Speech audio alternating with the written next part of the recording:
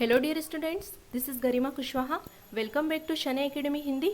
आज के सेशन में हम करेंगे चैप्टर 8 कोशिका की संरचना एवं प्रकार का जो पाठ्य पुस्तक अभ्यास है या फिर आपकी बुक के पीछे जो एक्टिविटी दी गई है उसका कंप्लीट सॉल्यूशन जो है उस पर डिस्कस किया जाएगा। ये देखिए क्वेश्चन 1 दिया गया है। इसमें आपका क्वेश्चन 1 है, निम्न कथन सत्य है अथवा असत्य है, यानी कि यहाँ पर हमें ट्रू एंड फॉल्स करना है। फर्स्ट देखिए, एक कोशिकीय जीव में एक ही कोशिका होती है, तो यह है हमारा ट्रू यानी कि सत्य होगा। जो एक कोशिकीय जीव होते हैं उनमें केवल एक ही कोशिका पाई जाती है। सेकंड है, पेशीय कोशिका शाखान्वित होती है, तो यह हो जाएगा हमारा फॉल्स, क्योंकि जो पेशीय कोशिका होती है वह शाखान्वित नहीं होती है। हमारी जो तंत्रिका कोशिका या मस्तिष्क कोशिका होती है वह शाखान्वित होती है। थर्ड है, किसी जीव की मूल संरचना अंग है, तो यह भी हमारा हो जाएगा फॉल्स यानी कि गलत हो जाएगा। किसी जीव की मूल संरचना उसकी कोशिका होती है।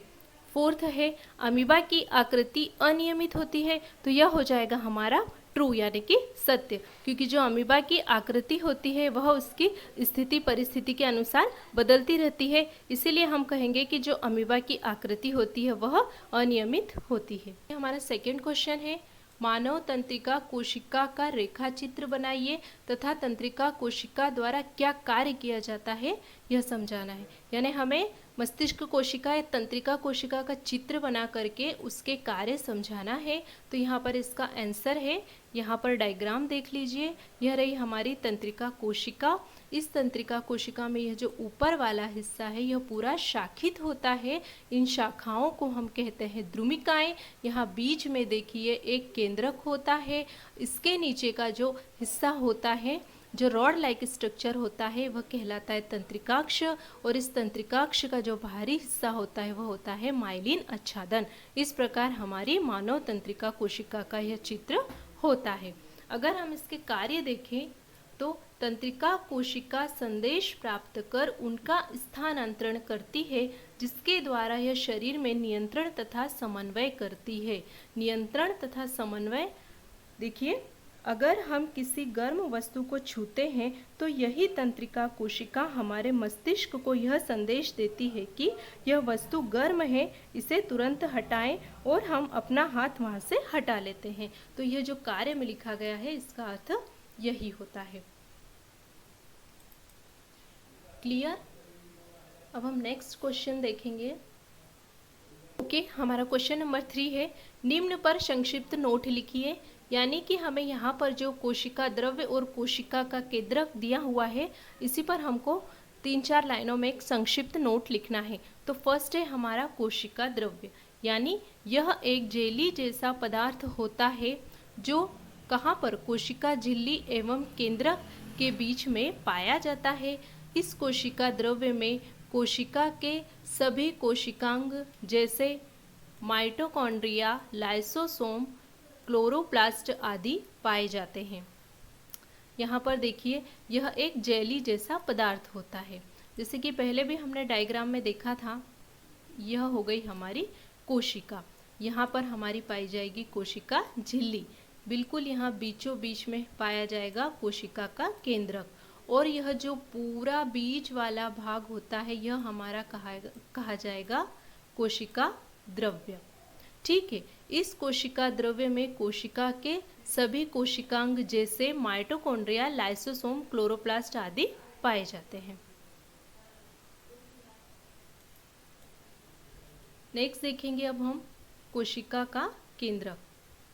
नेक्स्ट है हमारा कोशिका का केंद्रक। देखिए इसका आंसर, यह सामान्यतः कोशिका के मध्य में होता है तथा गोलाकार होता है। ये देखिए यह है हमारी कोशिका, ठीक है, और इसके मध्य में पाया जाता है हमारा केंद्रक, जो कि कैसा होता है, गोलाकार होता है। परंतु पादप कोशिका में कभी कभी यह परिधि की ओर होता है। यह तो हो गई जंतु कोशिका की बात। अगर हम पादप कोशिका में देखें तो कभी कभी यह कहाँ होता है, परिधि की ओर, यानी कि उसकी कोशिका झिल्ली के पास होता है।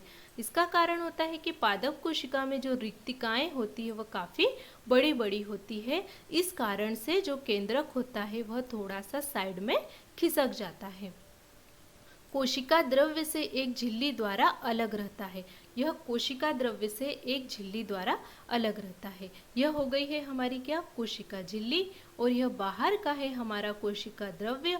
और यह जो केंद्रक होता है इसके बाहर भी एक झिल्ली पाई जाती है जो कि इस केंद्रक को बाहर के कोशिका द्रव्य से अलग रखने का कार्य करती है। केंद्रक में छोटी छोटी सघन संरचनाएं होती है जिसे केंद्रिका या न्यूक्लियोलस कहते हैं। अब देखिए ये जो हमारा केंद्रक है इसके बीच में केंद्रिका या न्यूक्लियोलस पाया जाता है। इसके अतिरिक्त केंद्रक में धागे के समान संरचनाएं भी होती है जो क्रोमोसोम या गुणसूत्र कहलाते हैं। आगे देखिए कैसे होते हैं क्रोमोसोम और गुणसूत्र, अच्छे से इसे भी डायग्राम के थ्रू समझ लेते हैं। ये देखिए गुणसूत्र जो होते हैं ऐसे क्रॉस लाइक होते हैं और धागे नुमा होते हैं। इस तरह से उलझे हुए धागे के समान ये संरचनाएं पाई जाती है जो कि हमारे केंद्रक के अंदर होते हैं। मनुष्य में 46 गुणसूत्र यानी कि 23 पेयर गुणसूत्र पाए जाते हैं अगर हम मानव कोशिका की बात करें तो। और यह गुणसूत्र क्या होते हैं, जीन के धारक होते हैं तथा आनुवंशिक गुणों को अगली पीढ़ी में स्थानांतरित करते हैं। यानी कि यह जो गुणसूत्र होते हैं इनके अंदर क्या पाया जाता है, इनके अंदर जीन पाए जाते हैं और यह जीन आनुवंशिक गुणों को एक पीढ़ी से दूसरी पीढ़ी में स्थानांतरित करते हैं। यह हो गया हमारा क्रॉस के शेप में गुणसूत्र और यहाँ पर छोटे छोटे से जीन पाए जाते हैं। जीन और कुछ नहीं, जैसे कि एक भवन में जो उसकी ईंट होती है वह उसकी इकाई होती है, एक मानव शरीर में कोशिका उसकी इकाई होती है, वैसे ही जो जीन होते हैं यह आनुवंशिकता की इकाई होती है। इस जीन का क्या कार्य होता है, जो पैतृक गुण या आनुवंशिक गुण होते हैं उन्हें पेरेंट्स से यानी कि माता पिता से उनके बच्चों में स्थानांतरित करना इनका काम होता है। नेक्स्ट अगर हम देखें क्वेश्चन नंबर 4 है कोशिका के किस भाग में कोशिकांग पाए जाते हैं। तो इसका आंसर सिंपल सा है कि कोशिकांग कोशिका द्रव्य में पाए जाते हैं।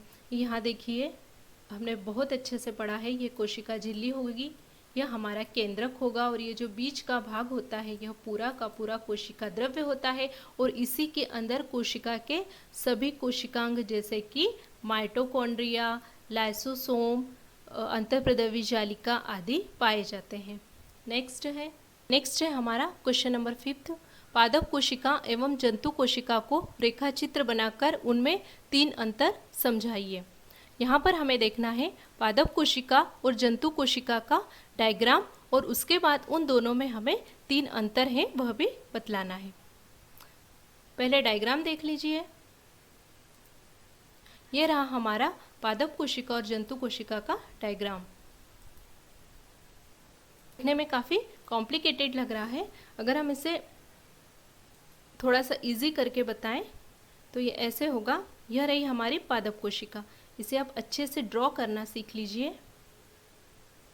यह हो गई हमारी पादप कोशिका। यह है पादप कोशिका की कोशिका झिल्ली। इसके बाहर हमें बनाना है कोशिका भित्ति। बहुत ही इजी डायग्राम है, इसे ड्रॉ करना सीख लीजिए।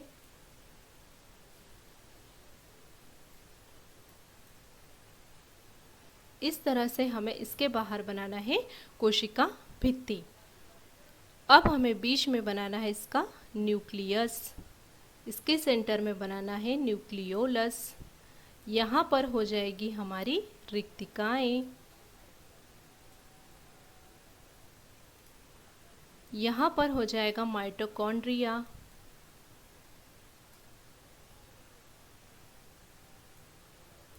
यह हो जाएगा गोल्जी काय,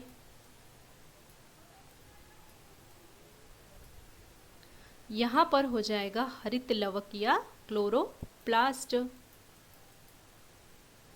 और इतना सब बनाने के बाद में छोटे छोटे से डॉट डॉट यहाँ बना देना है जो बताते हैं कि यह एक जेली लाइक मटेरियल कोशिका द्रव्य है। इससे जो डायग्राम होता है बहुत ही अच्छा और ब्यूटीफुल लगता है, और इस डायग्राम में आप कलर पेंसिल या कलर पेन का भी यूज़ कर सकते हैं। तो देखिए, जो डायग्राम ये बहुत कॉम्प्लिकेटेड लग रहा है उसको एकदम सिंपल करके मैंने यहाँ बताया है।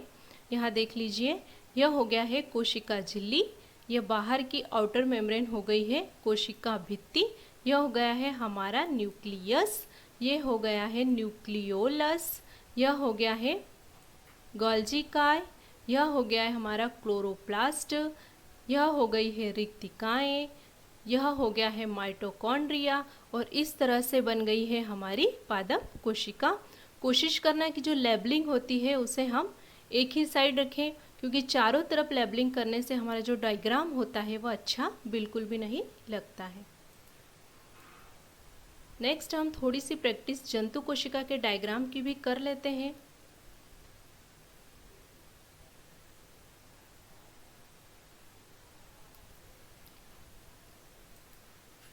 यह भी काफ़ी इजी है। ये देखिए, पहले हमें एक सर्कल बनाना है ओवल शेप, उसके बाद में बीच में हमें बनाना है केंद्रक, केंद्रक के बाहर बनाना है केंद्रक झिल्ली यानी न्यूक्लियर मेम्ब्रेन, इसके बाद में यहाँ हमें बनाना है अंतःप्रद्रवी जालिका,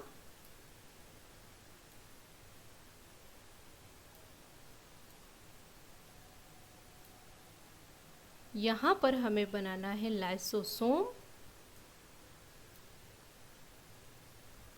यहाँ पर हमें बनाना है छोटे छोटे से राइबोसोम, यहाँ पर हमें बनाना है माइटोकॉन्ड्रिया, केंद्रक के बीच में हमें बनाना है केंद्रिका या न्यूक्लियोलस, यहाँ पर हमें बनाना है रिक्तिकाएं,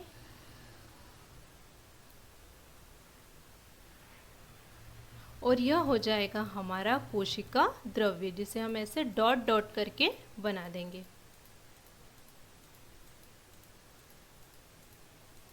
ठीक है, इसकी लेबलिंग कर लीजिए एक साइड में। यह हो जाएगी हमारी कोशिका झिल्ली, यह हो जाएगी हमारी अंतःप्रद्रवी जालिका, यह हो जाएगा हमारा न्यूक्लियस, यह है न्यूक्लियोलस, यह हो जाएगा हमारा राइबोसोम, और यह हो जाएगा लाइसोसोम। इस तरह से यह बन जाती है हमारी जंतु कोशिका। इसमें डायग्राम काफ़ी कॉम्प्लिकेटेड लग रहा है, ज़रूरी नहीं है कि आप इतनी लेबलिंग करें, इसमें से 6 या 7 लेबलिंग जो कि मेन पार्ट वाली है आप उसे कर सकते हैं, बाकी स्किप कर सकते हैं। इसके बाद में हम इनके बीच में डिफरेंस देख लेते हैं। ये देखिए, पादप और जंतु कोशिका के बीच में डिफरेंस या फिर अंतर। फर्स्ट है कोशिका भित्ति उपस्थित होती है। जो पादप कोशिका होती है आप अच्छे से जानते हैं, इसमें एक आउटर मेम्ब्रेन या फिर अतिरिक्त संरचना कोशिका भित्ति पाई जाती है जो पादप कोशिका को सुरक्षा प्रदान करने का काम करती है। जंतु कोशिका में कोशिका भित्ति अनुपस्थित होती है, यानी यहाँ पर कोशिका भित्ति नहीं पाई जाती है। सेकेंड देखते हैं, केंद्रक एक साइड खिसका हुआ होता है। अभी हमने डायग्राम में भी देखा, जो पादप कोशिका होता है उसका जो केंद्रक होता है वह जो फूड वैक्यूल्स होते हैं उसकी वजह से एक साइड खिसका हुआ होता है, जबकि जो जंतु कोशिका होती है इसमें जो केंद्रक होता है बिल्कुल सेंटर में या बीच में होता है। हमारा थर्ड डिफरेंस है, पादप कोशिका में प्लास्टिड्स पाए जाते हैं, यानी जो पादप कोशिका होती है उसमें कई प्रकार के रंगीन लवक जैसे कि हरे, लाल, नारंगी आदि पाए जाते हैं, लेकिन जो जंतु कोशिका होती है उसमें प्लास्टिड्स यानी कि जो लवक होते हैं वह नहीं पाए जाते हैं। ओके, नेक्स्ट देखिए क्वेश्चन नंबर 6। यहाँ पर हमें यूकैरियोटिक तथा प्रोकैरियोटिक कोशिकाओं में अंतर बताना है। इसका आंसर देखिए, यह हो गई हमारी यूकैरियोटिक कोशिका और यह हो गई हमारी प्रोकैरियोटिक कोशिका। इन जीवों की कोशिकाओं में झिल्ली युक्त सुसंगठित केंद्रक पाया जाता है। अगर हम यूकैरियोट्स की बात करें तो यूकैरियोट्स की यह स्थिति होती है। यह हो गई है एक यूकैरियोटिक कोशिका। यहाँ पर जो केंद्रक होगा उस केंद्रक के बाहर एक झिल्ली पाई जाएगी जिसे हम कहेंगे न्यूक्लियर मेम्ब्रेन, यानी सुसंगठित केंद्रक पाया जाता है। अगर यह स्थिति होती है तो उन्हें हम कहेंगे यूकैरियोट्स। प्रोकैरियोट्स की बात करें तो यहाँ देखिए, इन जीवों की कोशिकाओं में केंद्रक पदार्थ केंद्रक झिल्ली के बिना होता है, जैसे कि एक बैक्टीरिया में पाया जाता है जो कि आनुवंशिक पदार्थ होता है। यह ऐसे ही होता है, इसके बाहर कोई भी झिल्ली नहीं होती है, अर्थात यहाँ जो केंद्रक की पैकेजिंग होती है वह नहीं होती है। क्लियर। नेक्स्ट हो जाता है हमारा क्वेश्चन नंबर 7। कोशिका में क्रोमोसोम अथवा गुणसूत्र कहाँ पाए जाते हैं, इनका क्या कार्य होता है। यहाँ पर हमें बताना है कि एक कोशिका के अंदर जो गुणसूत्र होते हैं उनकी लोकेशन कहाँ होती है और इनका क्या कार्य होता है। इसका आंसर देख लीजिए फटाफट से। कोशिका में क्रोमोसोम अथवा गुणसूत्र केंद्रक में पाए जाते हैं। अगर हम एक कोशिका बनाएं तो यहाँ देखिए, इस कोशिका के बीच में केंद्रक पाया जाता है। यहीं पर हमारे गुणसूत्र जो होते हैं वह पाए जाते हैं। इसके आगे देखिए, ये धागे के समान संरचनाएं होती है। जो गुणसूत्र होते हैं क्रॉस के शेप में होते हैं और उलझे हुए धागे के समान संरचनाएं होती है। यह जीन के धारक हैं तथा आनुवंशिक गुणों अथवा लक्षणों को जनकों से अगली पीढ़ी में स्थानांतरित करते हैं। यानी कि जो हमारे पैतृक गुण होते हैं उन्हें यह हमारे माता पिता से उनकी संतानों में ट्रांसफर करने का काम करते हैं। जो जीन होते हैं वह आनुवंशिकता की सबसे छोटी इकाई होती है और इन्हीं गुणसूत्र में ऊपर यह इस प्रकार जीन जो होते हैं वह पाए जाते हैं तथा यह गुणसूत्र कोशिका विभाजन के समय ही दिखाई देते हैं। अगर हम कोशिका विभाजन की बात करें तो जिस प्रकार मानव और जीव जंतु अपनी पीढ़ी को आगे बढ़ाते हैं, इसी प्रकार जो कोशिकाएं होती है वह भी अपनी संख्या को बढ़ाती है, जिसे हम कोशिका विभाजन कहते हैं। यह देखिए, एक कोशिका है, कोशिका विभाजन के समय एक कोशिका से दो कोशिकाओं का निर्माण हो जाता है। इसके बाद में दो कोशिकाओं से फिर 4 कोशिकाओं का निर्माण हो जाता है। इस प्रकार कोशिकाएं भी प्रजनन करती हैं, जिन्हें हम कोशिका विभाजन कहते हैं। तो ये जो गुणसूत्र होते हैं यह हमें कब दिखाई देते हैं, यह हमें कोशिका विभाजन के समय ही दिखाई देते हैं, जब हम माइक्रोस्कोप में कोशिका को देखते हैं। क्लियर। नेक्स्ट देखिए क्वेश्चन नंबर 8। सजीवों में कोशिका मूलभूत संरचनात्मक इकाई है, यह समझाइए। यानी कि हमें यह जो सेंटेंस लिखा हुआ है इसे प्रूफ करके समझाना है कि सजीवों में जो कोशिका होती है वही मूलभूत संरचनात्मक इकाई होती है। तो इसका आंसर देखिए, जिस प्रकार भवन निर्माण के लिए ईंटों का प्रयोग होता है, उसी प्रकार सजीव जगत के जीव भिन्न भिन्न होते हुए भी कोशिकाओं के बने होते हैं। इसीलिए कहा जाता है कि कोशिका सजीवों की मूलभूत इकाई होती है। जिसे कि हमने पहले भी पढ़ा था कि जो भवन निर्माण में जो एक ईंट होती है उसकी इकाई होती है, उसी प्रकार जो कोशिका होती है मानव के शरीर की इकाई होती है। जैसे एक निर्जीव भवन की इकाई ईंट है, वैसे ही एक सजीव शरीर की इकाई कोशिका होती है।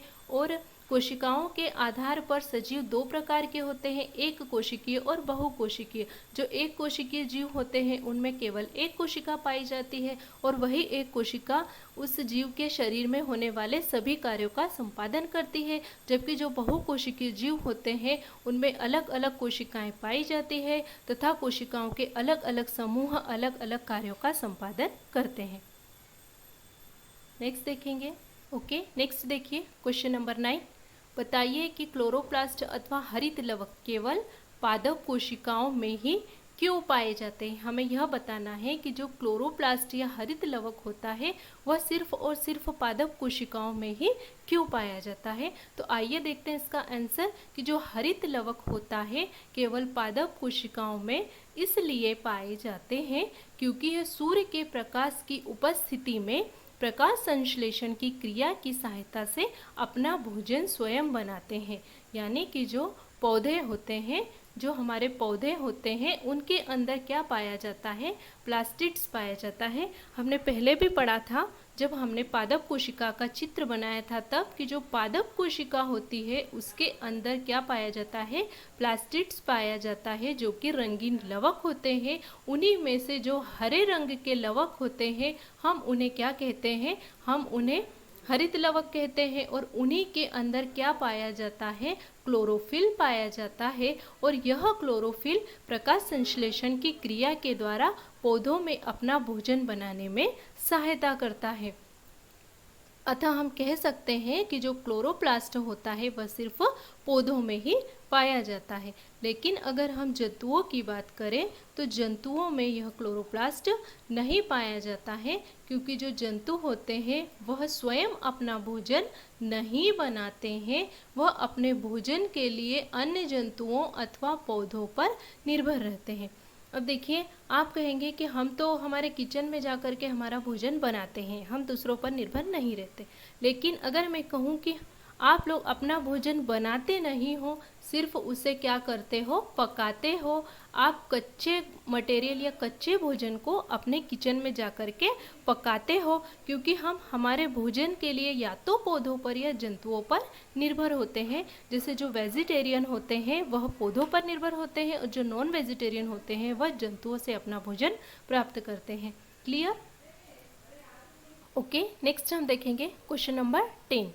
यहाँ देखिए, हमें पहेली दी गई है और हमें उसे सुलझाना है। यहाँ पर हमें बाएं से दाईं ओर देख करके जो मिसिंग वर्ड्स हैं उनसे पता करना है कि हमारी पहेली का आंसर क्या होगा। और यहाँ पर हमें ऊपर से नीचे देख करके जो मिसिंग हुए हैं अक्षर उनसे पता करना है कि हमारी पहेली का आंसर क्या होगा। तो ये देखिए, यह हो जाएगा हमारा बाएं से दाएं, यह हो जाएगा हमारा बाएं से दाएं और यह हो जाएगा हमारा ऊपर से नीचे।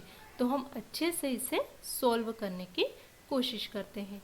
देखिए, हमारा बाएं से दाएं में फर्स्ट है, यह कोशिका द्रव्य से एक झिल्ली के द्वारा अलग होता है। हम अच्छे से जानते हैं कि क्या होता है कोशिका द्रव्य से एक झिल्ली के द्वारा अलग, तो यह होगा हमारा केंद्रक। तो यहाँ पर देखिए 4 में यहाँ आ जाएगा हमारा केंद्रक। यहाँ पर कुछ अक्षर आपके मिसिंग हैं, आपको उन्हें फिल करना है। यह हो जाएगा हमारा केंद्रक। अब हम बाएं से दाएं में ही देखते हैं थर्ड, कोशिका द्रव्य के बीच रिक्त स्थान क्या कहलाता है। ये यहाँ देखिए थर्ड, कोशिका द्रव्य के बीच रिक्त स्थान हमारी रिक्तिका कहलाता है। यहाँ पर जो मिसिंग अक्षर है आप उसे लिख लीजिए, इसका आंसर होगा रिक्तिका। अब हम फर्स्ट देखते हैं, सजीवों की मूलभूत संरचना इकाई है। तो हम अच्छे से जानते हैं कि सजीवों की मूलभूत संरचना इकाई हमारी कोशिका होती है। तो हम यहाँ बाएं से दाएं में फर्स्ट देखेंगे कोशिका। यहाँ पर जो भी मिसिंग अक्षर है आप उसे लिख लीजिए। अब हम देखेंगे ऊपर से नीचे की ओर। यहाँ पर देखिए हमारा सेकेंड, यह प्रकाश संश्लेषण के लिए आवश्यक है। हम अच्छे से जानते हैं कि प्रकाश संश्लेषण के लिए हमें किसकी आवश्यकता होती है, हमें आवश्यकता होती है हमारे हरित लवक की। तो यहाँ देखिए जो भी मिसिंग होगा आप उसे अच्छे से लिख लीजिए। अब हम देखते हैं हमारा फर्स्ट, ऊपर से नीचे में फर्स्ट वाला क्या होगा। देखिए, कोशिका झिल्ली और केंद्रिका झिल्ली के बीच पदार्थ कौन सा पाया जाता है। हमने अच्छे से पढ़ा है कि यह हमारी कोशिका झिल्ली है, बीच में है केंद्रक। तो यह पूछ रहा है कि कोशिका झिल्ली यानी यह और केंद्रिका झिल्ली यानी कि केंद्रक के बाहर की न्यूक्लियर मेम्ब्रेन, इन दोनों के बीच में क्या पदार्थ है जो पाया जाता है। तो यहाँ पर आएगा हमारा कोशिका द्रव्य। तो यह देखिए आप फर्स्ट वाला जो कि हमें ऊपर से नीचे देखना है, तो यह हो जाएगा हमारा कोशिका द्रव्य। यहाँ पर जो मिसिंग अक्षर है आप उसे फिल कर लीजिए। Okay, clear? ओके फ्रेंड्स, आज के वीडियो में इतना ही। नेक्स्ट वीडियो में हम देखेंगे चैप्टर 1 फसल उत्पादन और प्रबंधन। अगर आपको कोई दूसरा चैप्टर पढ़ना हो तो प्लीज़ आप मुझे कमेंट्स कीजिए, लाइक कीजिए, कमेंट्स कीजिए, शेयर कीजिए। Thank you for watching my video.